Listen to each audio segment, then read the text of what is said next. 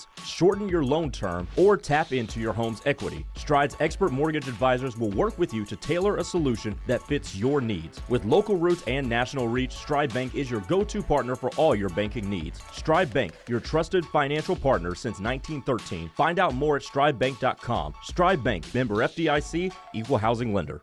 You might know that State Farm agent Cindy Nasher has great service. Cindy is your good neighbor after all. But did you know that State Farm has surprisingly great rates too? Yep, that's right. Along with good neighbor service, State Farm agent Cindy Nasher has surprisingly great rates for everyone in Norman. So call State Farm agent Cindy Nasher at 405-307-0500 for your surprisingly great rates today.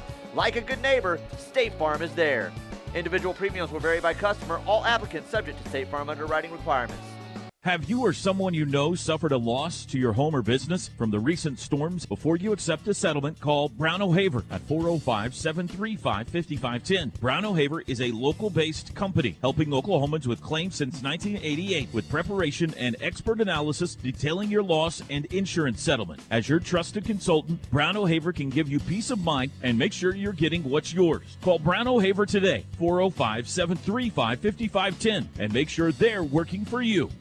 How about this? We're hanging out with the winningest coach in OU football history, Bob Stoops, Mondays on the T-Row in the Morning Show. It's the Stoops Review with the HBC on the T-Row Show, Mondays from 7:45 to 8:30 with limited commercial interruption. Every Monday, we'll be looking back at Saturday's OU game with a guy who knows what he's looking at. Bob Stoops, the Visor, the HBC on our show every Monday. Check it out. Get hurt in the game? We tough it out.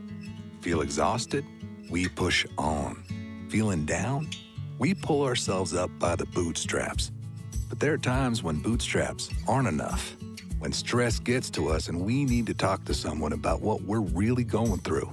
So we're going to reach out because sometimes mental health is not a one-person job.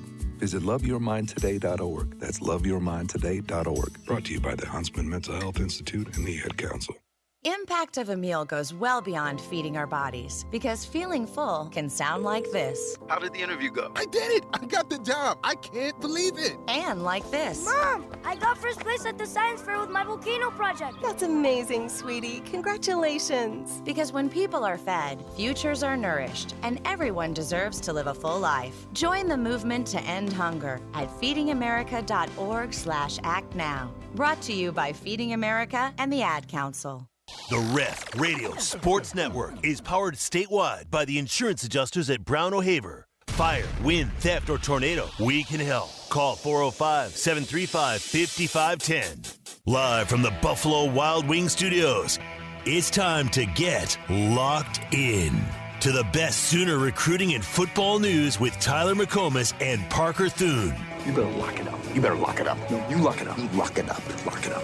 Hit the guys up on the Riverwind Casino calling line at 405-329-9000. Text the show on the Knippelmeyer Chevrolet text line at 405-651-3439. Do it! Just do it! Now, with Locked In, here's Tyler McComas and Parker Thune. They say to never challenge worse, and I hope you aren't one out there that was willing to challenge worse out there after the OU Texas game, 9 days ago or so, because it got worse on Saturday in Norman, Oklahoma. I have never seen anything like it. The game was over 4 minutes and 27 seconds into the football game. I've seen home losses before. I've seen OU losses before. I've never seen an OU game that was completely over less than 5 minutes into the matchup, and that's what happened on Saturday. It was a complete and utter disaster, Parker Thune. So bad that less than a week ago today, Brent Venables pretty much declared at a press conference that midseason changes aren't something that he's been a part of recently and probably not going to be something that's in the immediate plans for this year. But it got so bad on Saturday, the very next game, that he had no other choice but to relieve Seth Littrell of his offensive coordinator duties. I can't say that I'm shocked that this happened over the weekend. I think that it needed to happen. But worse happened on Saturday. It was worse than OU Texas. And the final score says 35-9, but Parker, it felt like it was so much worse than that on Saturday afternoon in Norman. Yeah, somehow you look at that 26-point deficit, and you're exactly right, Tyler. It did not feel even that close of a football game. And you said it, Venables really had no other choice, because when things get that bad, and you're mindful of the fact that in 4 games of SEC play so far, Oklahoma is averaging a whopping 13.5 points per game. At a certain point, as the head ball coach, you're going to lose the fan base if you don't make a change, and you cannot lose the fan base, because if at any point you lose the fan base, you yourself are cooked, Tyler. And so is it entirely fair to pin all of this offense's shortcomings and issues throughout the 2024 season on Seth Littrell? No, but he is the offensive coordinator. He is the principal play caller. He is ultimately the one upon whom these failures most specifically fall. And so that prompted Brent Venables to make a switch. Now, I don't know whether it's a switch that hardly anybody is encouraged by or satisfied with, because now you got Joe John Finley calling plays the rest of the way, and if there's any member of this coaching staff that has taken as much flack from the fan base as Seth Littrell has throughout the course of this season, it's Joe John Finley. So I don't know how much better you can expect it to get, but change was necessary, and change has now taken place. Yeah, I've been thinking all day long about how are we going to lead off today at 2 o'clock? Do we want to give the game its due diligence, an OU football game? Do we really need to start off by talking about the game that it was, or do we just need to get right to it, the big story that Seth Littrell has had as OC and Joe John Finley is going to be calling plays? Well, Teddy's out today, so you and I got 4 hours to talk about everything that's going on with OU football. That'll be more than enough time to address everything.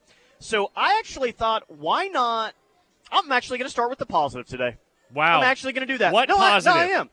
Well, I appreciate someone who goes out there when the situation is rough and it's bad and it's negative and everyone's pissed. I appreciate someone who goes out there and shows some freaking heart, man. Show me that you care. Show me that you got some talent. Show me that you really give a damn about what's going on right now. So I wanted to start there, and I'm not going to use up the whole segment to talk about Jacob Jordan, but I am going to say thank you, Jacob Jordan, for being one of the very, very, very, very few bright spots that we've seen on the offense throughout the course of the season. You showed heart. You showed ability. You had 6 receptions, the most by an OU wide receiver in any SEC game this year by 2 receptions. You had, 86 receiving yards, tied for the most receiving yards by a wide receiver in an SEC game this year. Don't just play the guy, okay? Start the guy. He has clearly been more productive than any other wide receiver you've had in the SEC. The kid has showed heart, which I love. I'm a huge fan of him right now. I'm actually going to start with the positive today. Thank you, Jacob Jordan. I hope you're in the starting lineup on Saturday, because if I have to watch this miserable offense for the rest of the year that I don't think is going to get a whole lot better, at least 88 being out there can bring me maybe even a tiny bit of joy on the offense. I mean, your brightest spot Saturday was a walk-on true freshman. That about sums it up. And shout out to Jacob Jordan. As you said, I loved what he brought to the table. I couldn't help but sit there and wonder what took so long. And I actually respect that the offensive staff at a certain point just said, screw it, we're going to give guys a chance that haven't gotten a chance this year, because that's how bad it's gotten. You can do that at wide receiver. You can do that at running back. We saw Caleb Hicks. Obviously, not only did we see Jacob Jordan, but we saw a lot of Ivan Carrione. We saw quite a bit of Zion Kearney. Brennan Thompson played 69 snaps. That's the most he's played all year. Now, the question then becomes, Tyler, at what point do you start letting the pups loose on the offensive line? Because so many of this offensive struggles come back to the trenches. And much like you can't pin it all on Seth Littrell, you obviously can't pin it all on the offensive line either. But this program surrendered a school record 9 sacks on Saturday. Tyler, utterly embarrassing. And you know what's wild? I didn't realize this until the game ended, and my colleague Brian Clinton brought this up. You know how many members of that South Carolina defense recorded multiple sacks? What was it, 9 overall that had a sack? not a single Gamecock had multiple sacks. Yeah. It was 9 different guys that had 9 sacks. Each had 1 apiece. So it wasn't like, oh, you just couldn't block Dylan Stewart or you just couldn't block Kyle Kennard and that guy took the game over. No, nobody took the game over. You couldn't block anybody. I mean, we knew that it was going to be a tough matchup for OU with what South Carolina has on the front 7. But, yeah, we were mainly talking about Kennard and we were mainly talking about Dylan Stewart. But their entire front 7 had their way with your offensive line. Your offensive line, the whiffs, the fact that you had tight ends out on those guys, like just everything, the game plan, the execution, it wasn't just bad. Like to at least like put it in perspective, it's got to be one of the worst, if not the worst, offensive line performances at OU that I've ever seen in my entire life. And now the numbers might say that that's true. And yes, again, they were going up against 2 players who are probably future first-round picks. But it wasn't just those guys. It wasn't just those 2 who wreaked havoc on your offensive line. I'm serious, man. I think it was the worst offensive line performance that I've ever seen out of an OU football team before. And that's completely and utterly embarrassing. It was the worst home game, the most embarrassing home game I mean, it was bad, man. And it just goes back to it's not just one thing. It is everything. And maybe you want to pin more blame on certain positions than others. I think your 2 worst position groups right now are the offensive line and your tight ends. I mean, it's just embarrassingly bad. So with 5 games left, if you want to turn the young players loose, maybe they're not ready right now. Maybe they're not ready physically. Yeah. But at least you're giving them some opportunities to see what they can do. And not that it'll necessarily turn out the same way it did for Jacob Jordan, but you put Jacob Jordan out there, and he didn't have a big day just because, that's a walk-on freshman out there. We're just going to leave him wide open. No, like, dude was actually making a play in the open field. Try it at least. I mean, I'm not going to challenge worse and say it can't be any worse because it can. But at this point, I cannot stand to watch the offensive line performances that we've seen thus far. Put some young freshmen in and see what you got there, man. It's time. Let's do it. Find out. See what you got. By the way, the texts are already flying on the Knippelmeyer Chevrolet text line, and we invite all of you to chime in. If you have thoughts, opinions, questions, because we know there are a lot of them after that performance on Saturday. A second straight clunker. And the language I'm using there is quite mild. Second straight clunker for the Sooners against South Carolina. 405-651-3439 is where you can go to chime in. Shoot us a text. Let us know. Ed in OKC said, didn't 88 remind you some of the former number 12? Yeah, looked like someone out there who's ready to fight and actually cared and trying to make a play. Yeah, I've seen the Drake Stoops comparison a lot. I think Isaac Stoops even made that comment yesterday on social media. Yeah. So, yeah, I saw it for sure. Sooner 287 says, there was no continuity with this offensive scheme. No setting up future play calls, no designing plays to exploit matchups. Players were consistently out of position. Execution was poor and effort was poor. All of that rolls uphill to the OC. Again, true, maybe not 100% true because, as a coach, you can lead a horse to water. You can't make him drink, right? You can put the players in positions to succeed. They ultimately have to execute. And this team and this specifically this offense, they're not good at executing. And you can say that falls on coaching, sure, and to an extent it does, but it's the players out there making the plays ultimately. And what we've seen from this offense too is that even when big plays have been there, even when they have been able to pick up chunk yardage through the air or break off long runs, it's coming back due to a penalty. Man, If it's not one thing, it's another. Now, you did get one bright spot offensively as far as a specific play Saturday, and that was Jackson Arnold hitting Brennan Thompson for a 54-yard touchdown. Would love to see more of that. And Jacob Jordan, certainly his individual performance was a bright spot as well. A silver lining, the black cloud that was Saturday's overall performance by this football team at Owen Field. But, man, here's the sad thing, Tyler. Here's what's really damning. Oh, something else? Okay. Let me mentally get prepared for this if I wasn't already. Go ahead. I don't know if it's going to get any better. How can it? Why would it? You just allowed 9 sacks and you had 1.3 yards per carry on Saturday. Yeah, the problem is, yes, Texas, that game against Texas sucked. That game against South Carolina sucked. For the most part, that game against Auburn sucked, and you got lucky in the fourth quarter, and certainly the performance against Tennessee. This team has done nothing but suck in SEC play thus far.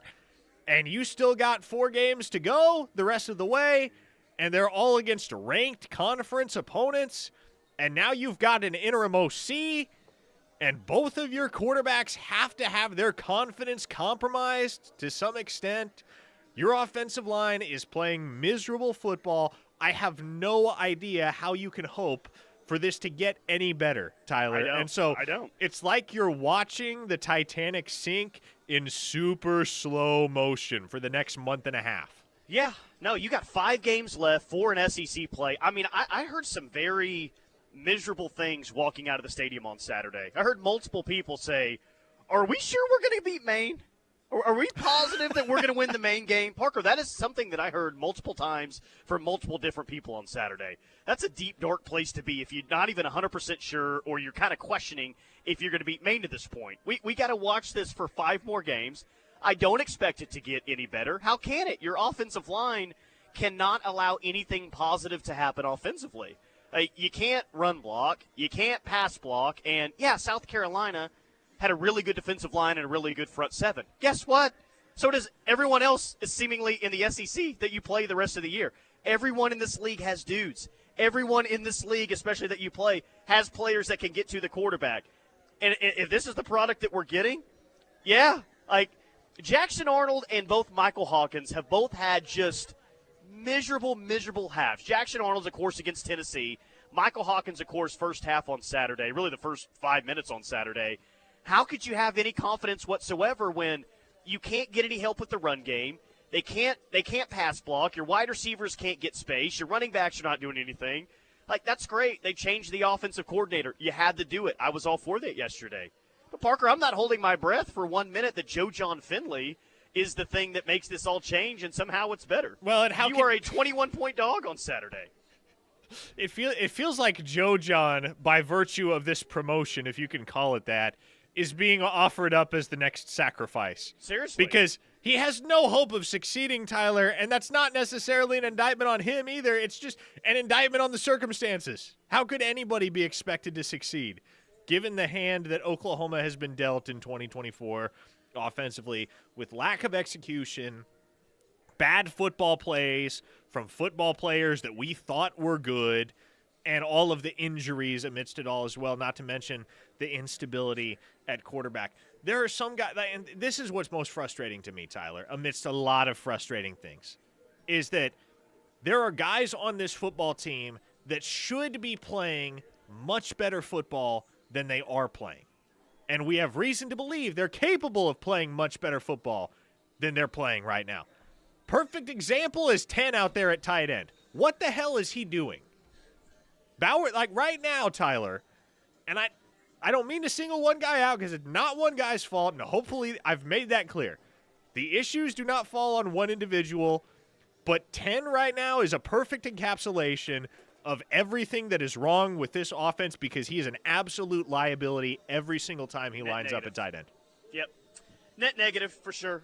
It really is quite, and I say amazing, not like it's fun to watch or anything, but just how bad it's gotten on the offense. I think we all had our question marks going into the season.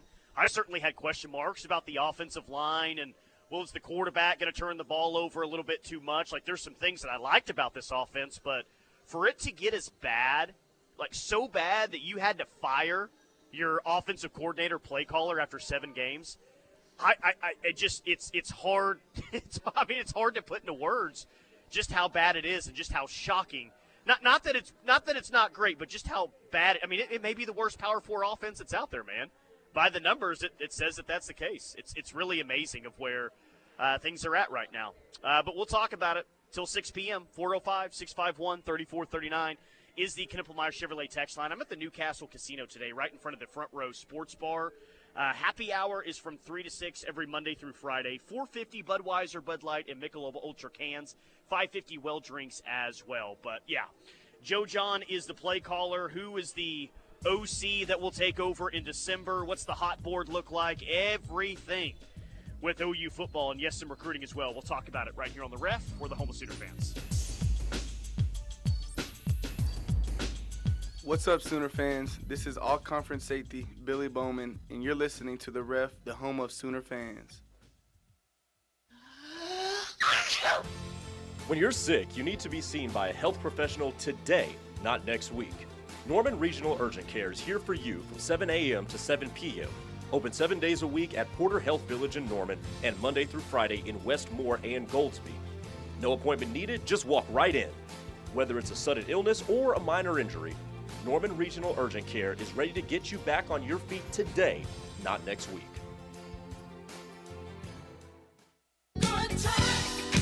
Riverwind is the Metro's best casino experience. We've got almost 3,000 of your favorite games. And the Showplace Theater at Riverwind is the hottest spot for live music. Don't miss out on our Spooky Spin Spectacular giveaway. Play with your wild card to win your share of $80,000. No tricks, just treats, big wins, and good times. Only at Riverwind. Your dream home is right around the corner, and at Stride Bank, we're here to make it a reality. With competitive rates, personalized service, and streamlined processes, buying your first home or your forever home has never been easier. Let Stride's experienced mortgage team guide you every step of the way, from pre-qualification to closing. With local roots and national reach, Stride Bank is your go-to partner for all your banking needs. Stride Bank, your trusted financial partner since 1913. Find out more at stridebank.com. Stride Bank, member FDIC, equal housing lender. Fowler Automotive is proud to be a part of your community, where our passion and values lie far beyond the showroom. We believe that families, sports, art, and culture are at the heart of every thriving community, and it's important to us that we help build the communities that our dealerships call home. Stop by any of our 6 Oklahoma dealerships to see the Fowler Standard hard at work. We pride ourselves on being friendly, helpful, honest, and fair. This is what drives us every day. Fowler Automotive, a proud partner of OU Athletics. Mike Steele here for Lasher Home Comfort Systems, your trusted home comfort experts in the Oklahoma City metro area. Tim Lasher and his team have more than 130 years of combined experience. They recognize a significant number of homeowners live with inadequate home comfort systems. They specialize in diagnosing your home system issues while providing more efficiency and reducing your utility costs. As an authorized dealer of American Standard, Tim can service your residence or business. Call Tim and his team at 405-579-3113. Lasher Home Comfort Systems. The Mont invites you to come by and enjoy our high-quality food and drinks in our historic atmosphere. The Mont has won numerous awards, including Best Restaurant in Norman, Best Appetizer for our great queso, Best Exotic Drink for the original swirl, the Best Patio Dining for our beautifully landscaped patio. Come see the Town Tavern OU football scoreboards dating back to 1947. We'll see you at the Mont on the corner of Boyd and Classen, or call us at 329-3330. Entrepreneurs in Moore, Norman, and South Oklahoma City have an experienced business partner in their neighborhood. Moore Norman Technology Center's Workforce and Economic Development Team understands the challenges entrepreneurs and small businesses face every day. From building an effective business model to hiring the right employees and managing cash flow, Moore Norman's business development experts can help you move forward confidently and thrive, knowing that you have a skilled partner at your side. Learn more about Moore Norman's Technology Center by calling 405-801-5000 or visit us online at mntc.edu. Tired of your current living situation? Now is the best time to make a move. Interest rates are dropping, and Home Creations is offering the best financing around, with rates as low as 3.75%. This will save you hundreds per month on your brand new Home Creations home. Live like a champion today by calling Holly at 405-364-9999 for full details. 364-9999 means Home Creations. APR 6.411%. Locked in with McComas and Thune, live on the Ref for the home of Sooner fans. I'm at the Newcastle Casino today. Boy, I mean, it was tough to watch. Again, I don't think that I've ever been to a home game quite like that before. I hope I never attend a home game quite like that before. It was over within the first 5 minutes. But, boy, you talk about twisting the knife. And, yeah, Shane Beamer goes for 2 early in the game and gets it. Yes, he goes for the fake field goal at the end of the first half, and they don't get that. But Davis Bevel coming in at the end of the game, That one's tough to come back from emotionally, man. That's hard. Oh, man. And you knew that's where things were trending, too. And I thought it was honestly hilarious. Like, Beamer was just playing with his food at a certain point. I laughed when they tried the fake field goal at the end of the half. I was like, wow, this is really where we're at. This is really what things have come to. And it wasn't like a fake field goal from like the 12-yard line. No. Were they probably like the 35 or something like it was somewhere around there? Like, dang. All right. Didn't work out for him, but the 2-point conversion a little bit earlier did. Just a mess. All right, to the text line. One star of Joe Bob from Louisiana says, the first 10 plays that OU ran resulted in 3 turnovers and 21 points. On those 3 turnovers, OU asked the tight ends / running backs to block the defensive ends, and they got cooked, and it was the OC that said, hey, it will work blocking those guys with the tight end running back. Fix enough little things like that, some good things will happen. And boom, that right there, that is coaching. That is coaching. And it did not take a Rhodes Scholar to figure that if at any point you had Bauer Sharp, who is probably the worst blocker on the team right now, one-on-one with Kyle Kennard and or Dylan Stewart, Bauer Sharp was going to get cooked. And that is exactly what happened. I don't understand how, as a coach, you can put your players in those types of situations where they are very obviously overmatched and set up for failure. OU Med says Brent Venables was not going to remove Seth Littrell after the South Carolina game. BV was told to remove Seth by the administration due to demands by forces outside the program. Big money talks and walks. Brent's inability to read the room is concerning. He didn't read the room correctly regarding where the offense was headed. He never saw the iceberg coming, or if he did, he did not know how to avoid it. He hasn't read the room correctly regarding big money backing the program and has to be told by the administration to make a change at OC, however symbolic it may be, when he should have known that a move was necessary to stop OU's free fall in national perception. I love how I shouldn't say everybody, I love how that individual's opinion on Brent's ability to read the room is entirely contingent upon their interpretation of the tea leaves. Yeah, like did Josie or someone with administration come to Brent on Sunday and say, hey, this needs to – I mean, that's – I could see that happening. Now, whether Brent agreed or not, I'm going to guess that Brent did agree with that. But there could absolutely be a scenario. You see this in college sports where, maybe the AD comes to the head coach and say, hey, something needs to be done here.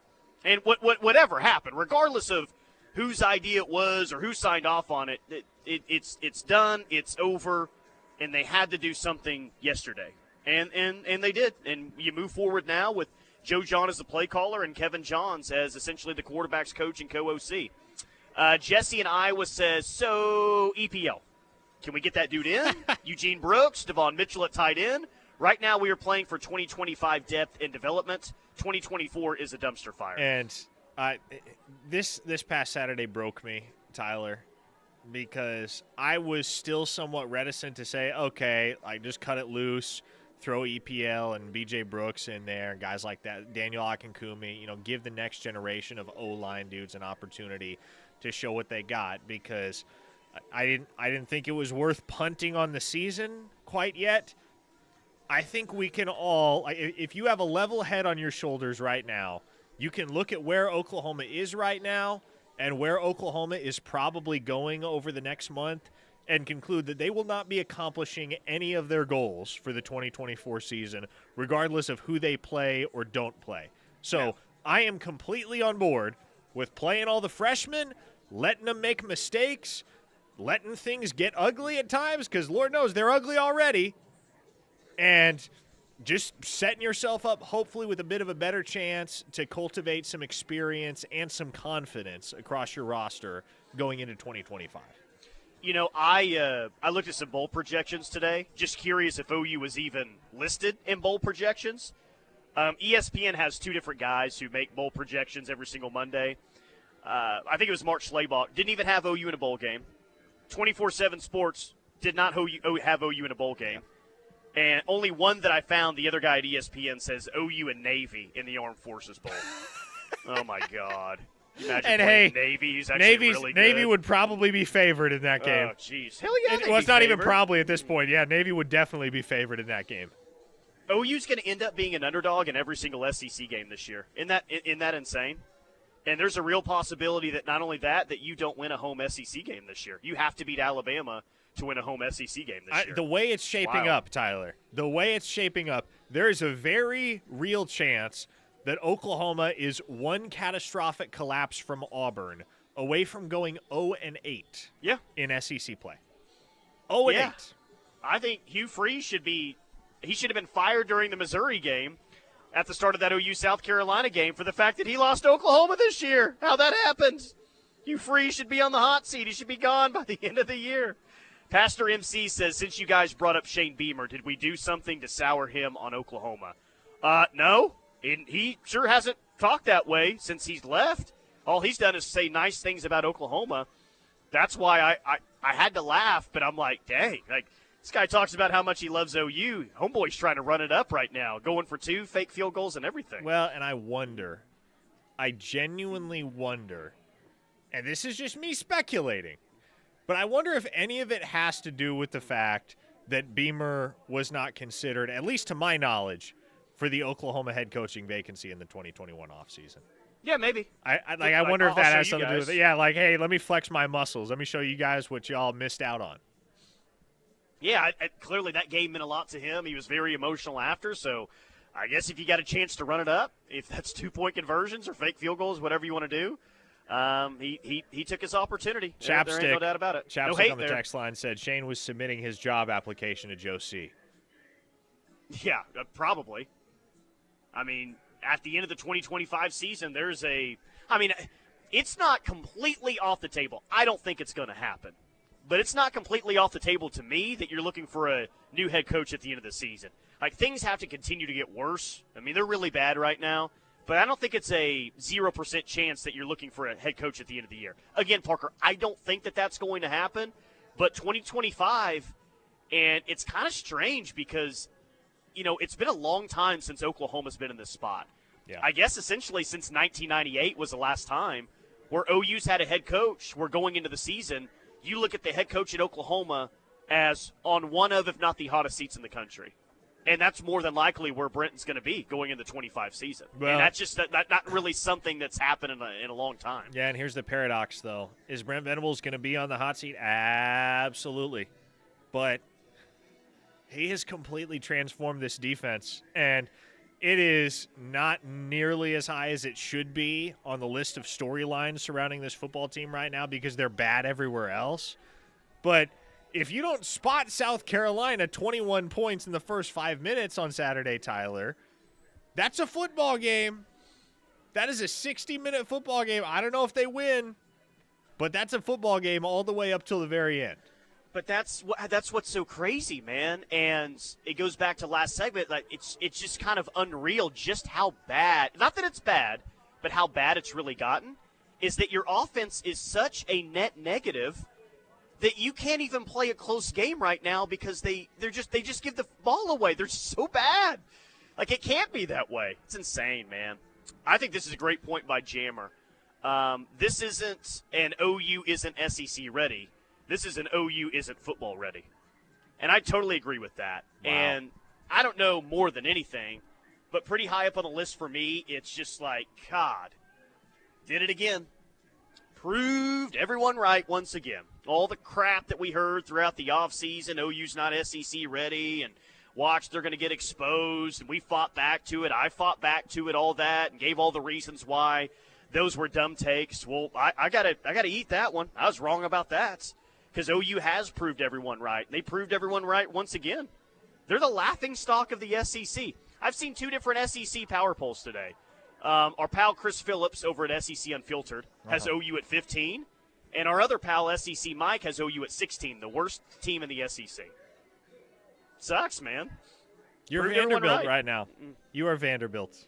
Vanderbilt kick your ass right now. They dominate you. You have switched places with Vanderbilt. A 918 listener says, can we also address what happened with Deion Burks? He was shown on the broadcast dancing around and warming up, and the reporter said he looked great and then doesn't play. Not a great look, in my opinion. Deion Burks was never playing on Saturday. He was never playing. I'm not sure why there was that level of gamesmanship. Deion Burks was never going to play. One Star Shark says there's one friggin' problem. We did spot them 21 in the first 5 minutes. Yes, that is accurate. Jim in Arlington says the problem this year is the OU offense and offensive line wasn't even Sunbelt ready. It's true, man. Yes, the teams that you're playing in the SEC are better, but you can take that offense in just about any conference, and they're not going to be any good. But that's what we're going to have to live with the entire rest of the year and the entire offseason until next year or to when it ever gets fixed, Parker. That offense wasn't going to be good in any conference, but that's what we're going to have to hear all offseason once again. See, I told you, OU wasn't SEC ready. A 417 listener says, we try to find solace in chuckling. Boy, do we. But think deeply on this. How in the world can this happen at the University of Oklahoma? I don't know. Brent talks about the standard all the time. What is the standard? And I led off the postgame show on Saturday with this. I think that we all remember the video where Brent in the offseason is, it ain't good enough. It ain't good enough. Well, it ain't good enough. It's not just not, it ain't good enough right now. It's unacceptable to where it is. And look, man, I want Brent to succeed. I think everyone listening here probably wants Brent to succeed. But if he doesn't absolutely hit this OC hire out of the park this offseason, then yes, the defense has been good. The defense has been really good, and he's transformed that side of the football. But ultimately, it's going to be the offensive side of the ball, Parker, that cost him his job maybe at the end of the 2025 season if he doesn't get that side of the ball fixed. Yeah, the two most important things for Brent Venables moving forward, the two most important things as far as his job security is concerned, first and foremost, it's going to be this next OC hire. There's a lot that's riding on this next OC hire. There's also a lot riding on who you decide to align behind as your starting quarterback in 2025. Because, Tyler, you're not getting both Jackson Arnold and Michael Hawkins back. That's not happening. You'll get I shouldn't say you'll definitely get one of them back. There is a non-zero chance you could lose both of those guys at this point if this situation is mismanaged down the stretch. But safe bet is that you're getting one back. The question is, which one? And right now, Tyler, with as rough as things have been for both of those guys at times throughout this 2024 season, it's not all their fault. Certainly the circumstances around them are not spectacular, but that's kind of a no-win situation because there's going to be a portion of this fan base that thinks Arnold is the superior option in 2025, and there's going to be a portion of this fan base that thinks Hawkins is the superior option for 2025. And so whoever sticks around, there's still going to be a large contingent of the Sooner faithful that is dissatisfied with how this quarterback controversy in 2024 was handled and the ramifications that it had for the roster in 2025. Yeah, I'm sure there's going to be a lot of hindsight with that. Like, who do you pick? Who do you go with? Who do you maybe recruit harder than the other to try to stay? Who do you have as the starter between the two next year if one of these two quarterbacks are your starters next year? Yeah, there's no doubt, and we can open it up to the text line right now. Like, if you had to choose just one, who do you want to roll with in the 2025 season? I'm going to guess that it's pretty split right now amongst the fan base as to who you want. But let's see, 405-651-3439. If you had to pick between one of the two, who do you want to roll with in a 2025 season that's going to be massive for Brent Venables and this staff? We'll get to that, and then, of course, since this is locked in, the recruit reaction to everything that's going on, because that's a big part of this as well. You've got a good offensive line class. You've got a good wide receiver class. You've got to hold things together in the 2025 class. What's the likelihood of that with one staff change already and maybe more to come in the future? We'll get into that when we come back next right here on The Ref for the home of Sooner fans. Hey, this is Luke Elzinga, and you're listening to The Ref, the home of Sooner fans. A happy place comes in many colors. One that leaves you feeling refreshed. Something that gets you all fired up. Or gives you the space to chill.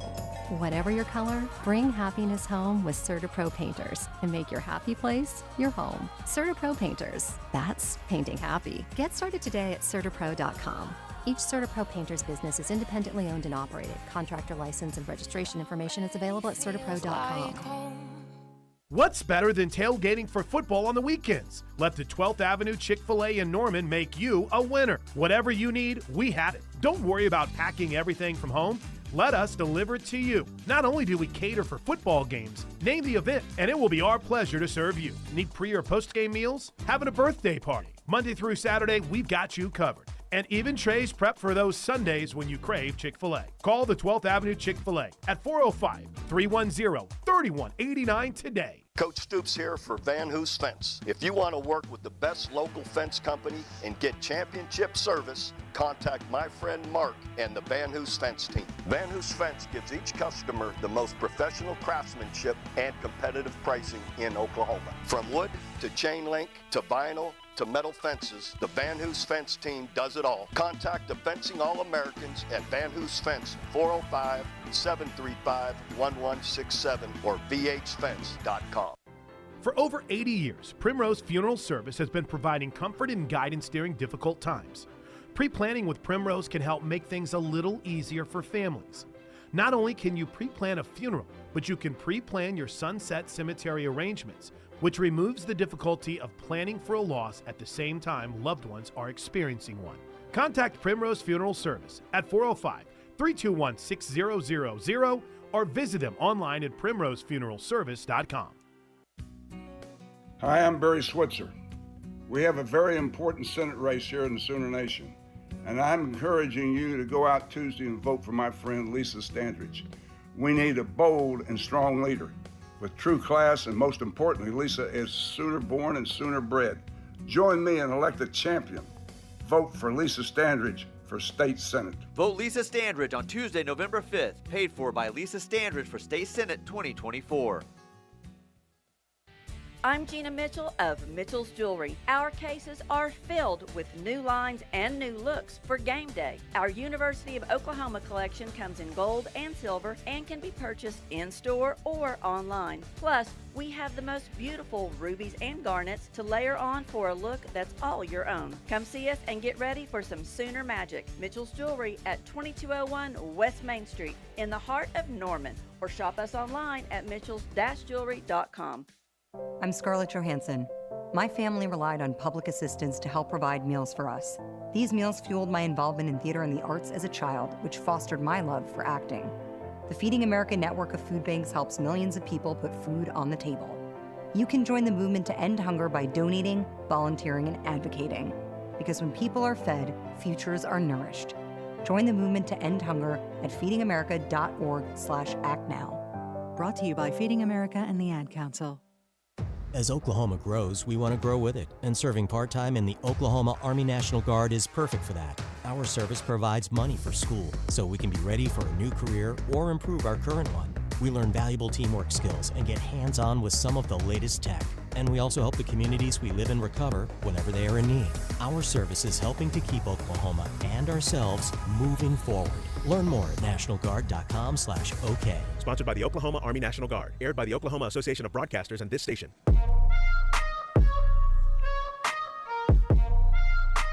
Dorsey Jones Buick GMC in El Reno, bringing this hour of Locked In. I'm at the Newcastle Casino today where happy hour, boy, could we use a Monday happy hour right now with everything that's going on? Well, we got one for you here at the Newcastle Casino.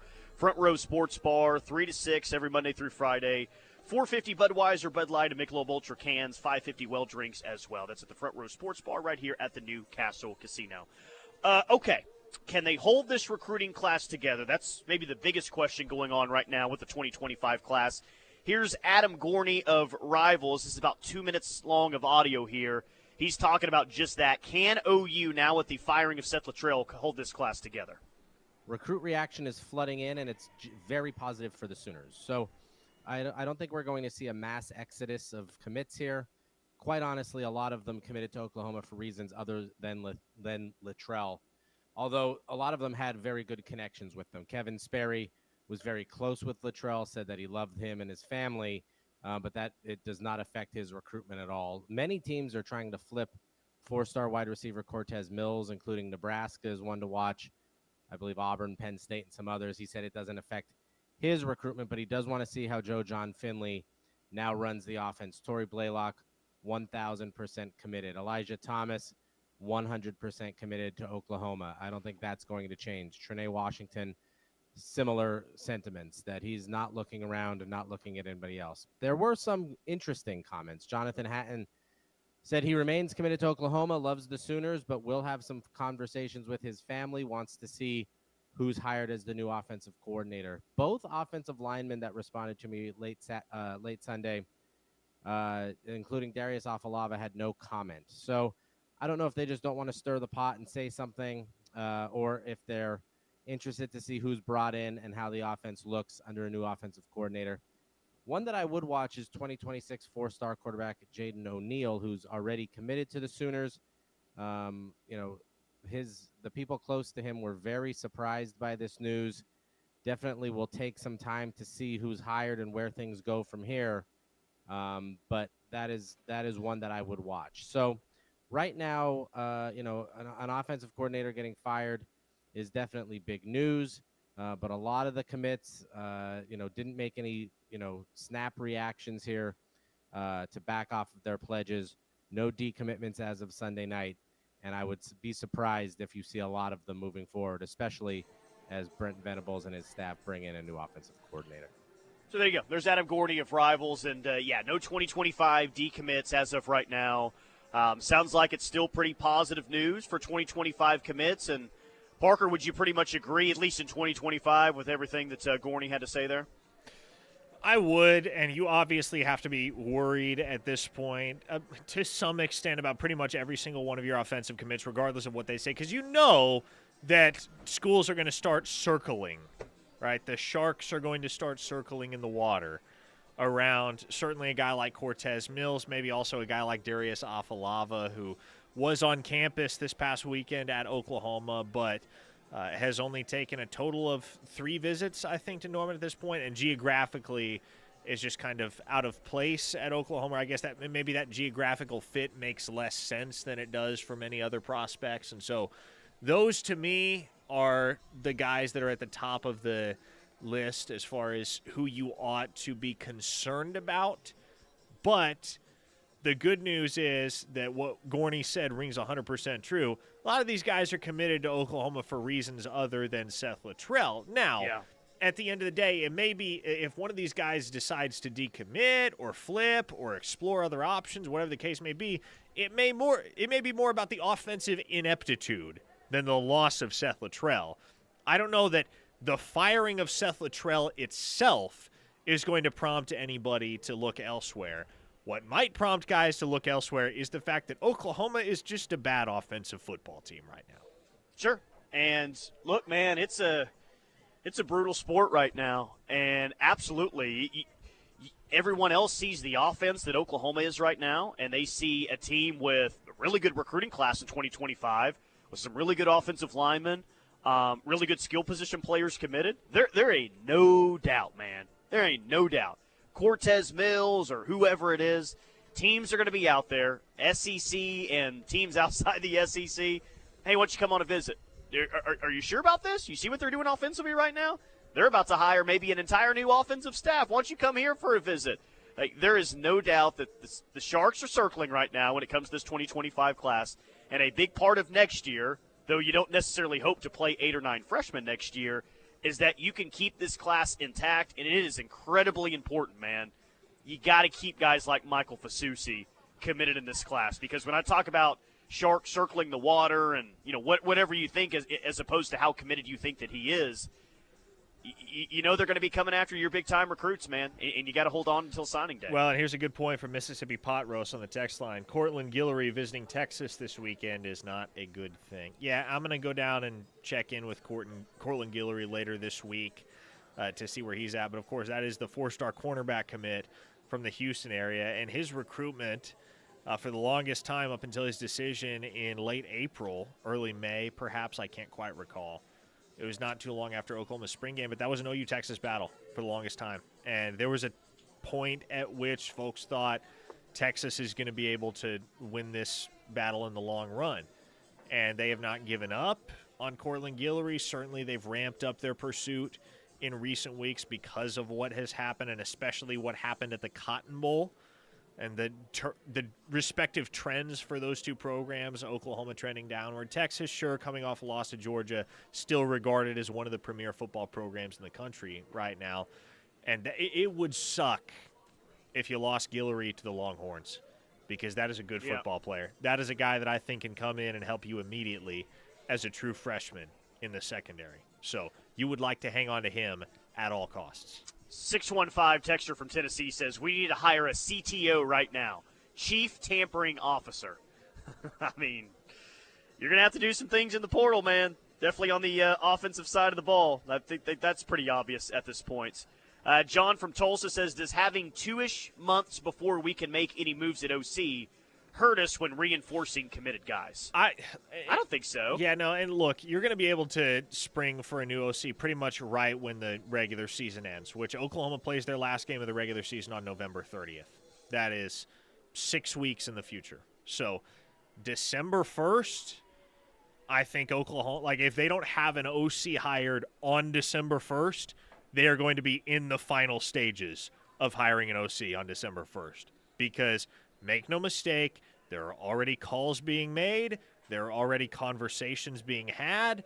Joe John Finley's going to get a fair shake. He's going to get his audition for the next 5 games. And again, the deck is quite objectively stacked against him. I'm not sure how much success you can expect him to have given the circumstances. But assuming Joe John Finley does not show you enough over the next 5 football games to remove the interim tag and hand him the gig on a permanent basis, then these conversations are going to continue to happen. Negotiations are going to start to happen.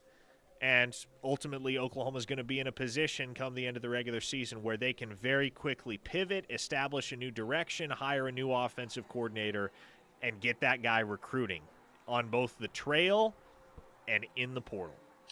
Jay and Alex says, does desperation cause BV to take a chance on an offensive coordinator that he shouldn't? I mean, he may not hire the right guy. I mean, I guess time will tell on that. Yeah. But I do think that's why, one of the reasons why the decision had to happen yesterday, because you could not continue to, operate as you were, throwing out the offense with 5 games left in the season. You owed it to everybody involved to at least shake it up and try something different with how bad it's been. But also now, would you say 6 weeks? Yeah, 6 weeks.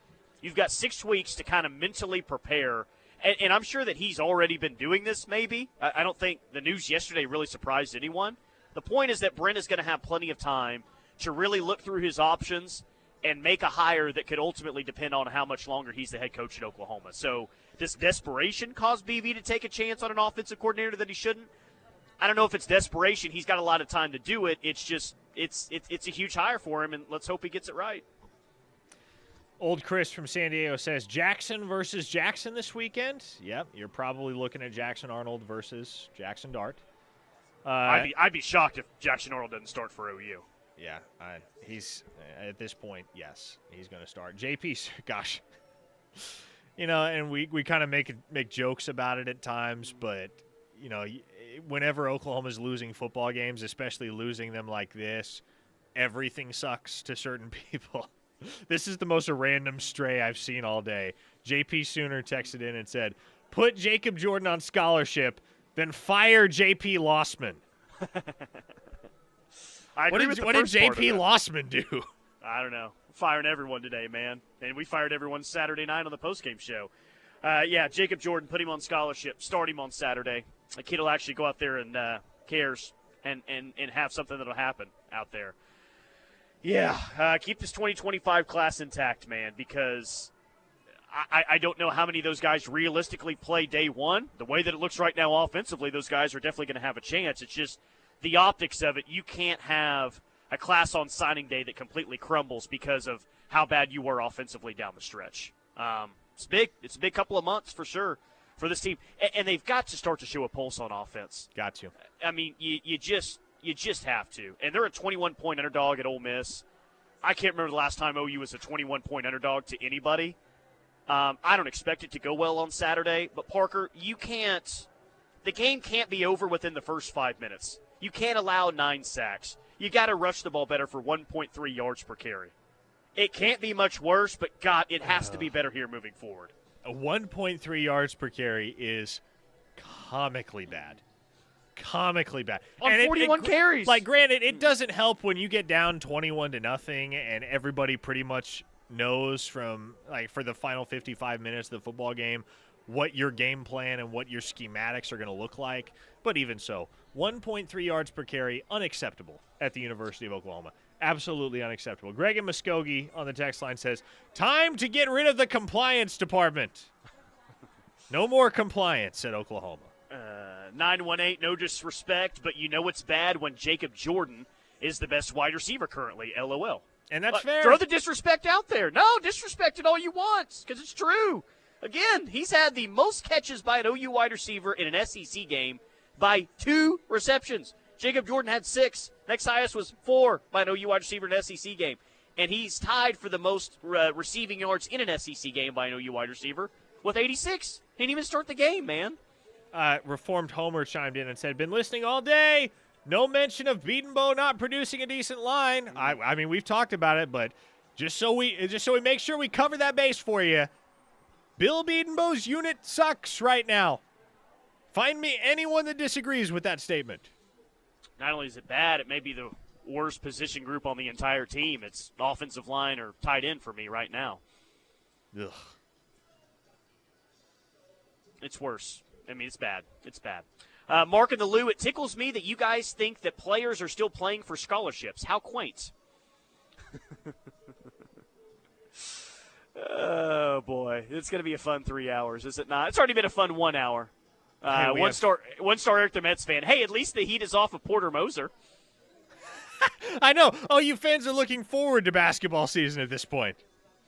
When does basketball season start? We got that text like a month ago. This is not the first time that we've heard something like that on the positive. We heard that after the Tennessee game. And that's what's concerning is that it was bad in the Tennessee game. The offense cost you a real chance to beat Tennessee that night with how the defense played. And Parker, not only has it not gotten better since then, it feels like it's gotten worse since that Tennessee game offensively. It has gotten worse, objectively, in every respect. It has gotten worse. Dave from Norman said the O-line is a bottom 10 unit in Power 4 football. I don't think you're correct on that, Dave. I think they're a bottom 5 unit in Power 4 football. If there are 5 offensive lines in the Power 4 worse than Oklahoma's, I sure haven't seen them. Lloyd says media is rat poison. I agree with that, Lloyd. 405, clean the offensive house. No ability to develop young players. Justin in Newcastle, why is nobody even considering Matt Wells? He's done well at K-State this year. Is he the OC at K-State right now? Yes, he is the OC. And having success. Yeah, they may be the best team in the Big 12 right now. Well, I think a lot of names are going to be considered over the course of the next 6 weeks by the head coach. That's for sure. And we'll talk about that next hour. OC Hot Board, who could be the leading candidates for that.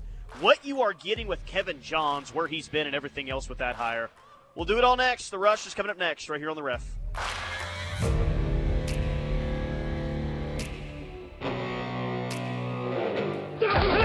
Football. You love it. We love it. You live it. We live it. You need it. We got it. Nobody covers college football better. The Rush. Right here on The Ref Sports Radio Network.